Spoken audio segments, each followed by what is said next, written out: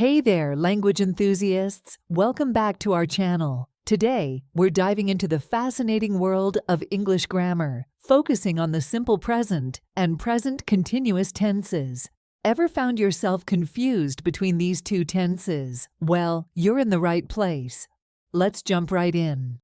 The simple present is for repeated actions and events which are not closely connected to the moment of speaking, while the present continuous is all about actions happening right now or around now.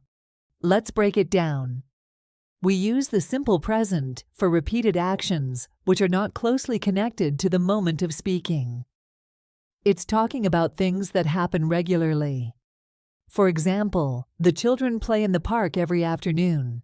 This sentence describes a general or habitual action of children playing in the park every afternoon. As shown in the timeline, this tense describes something that occurs regularly as part of a routine. On the other hand, the present continuous is all about actions happening right now or around the time of speaking. The action is still in progress and hasn't finished yet. For example, the children are playing outside.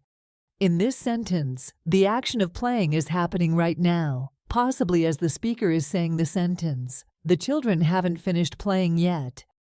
As shown in the timeline, the action of playing is currently in progress, happening at the moment of speaking. Now let's talk about duration. The simple present is used to talk about permanent or long-lasting states, but the present continuous is used for temporary situations or short-term actions. Let's discuss this. We use the simple present for permanent situations or things that continue for a long time. For example, my friend works at the cafe downtown. She has worked there for 5 years. This sentence indicates a permanent or ongoing situation. It's a statement of fact about her job at the cafe.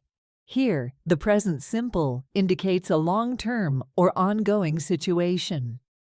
Conversely, the present continuous is used for temporary situations or things that continue for a short time. For example, she's working at the cafe until she starts her new job next month. This sentence suggests that her current job at the cafe is temporary and will end when she begins her new job. Another difference between simple present and present continuous is that the simple present is used for regular, planned arrangements or routines, but the present continuous is used for things that happen frequently but unexpectedly or unplanned. Let's break it down. We use the simple present to talk about things that happen regularly as part of a plan or a routine. For example, every Monday, I meet him for lunch at our favorite restaurant.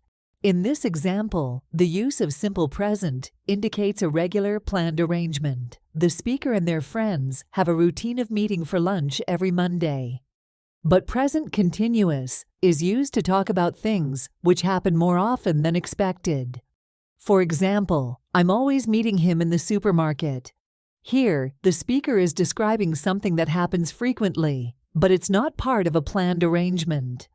The situation is happening unexpectedly, perhaps more often than they would expect. It's not something they schedule or plan to do, but it happens frequently by chance. Tone plays a crucial role in choosing between these tenses. The simple present often conveys a formal tone, while the present continuous adds a touch of informality and friendliness.